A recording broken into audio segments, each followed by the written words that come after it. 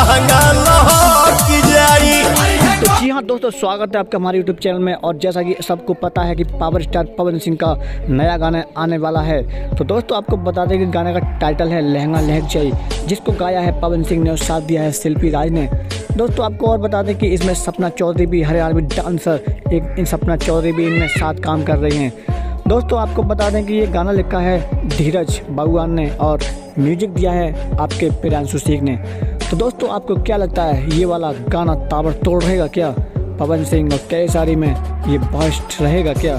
तो आप अपनी राय कमेंट में दीजिएगा।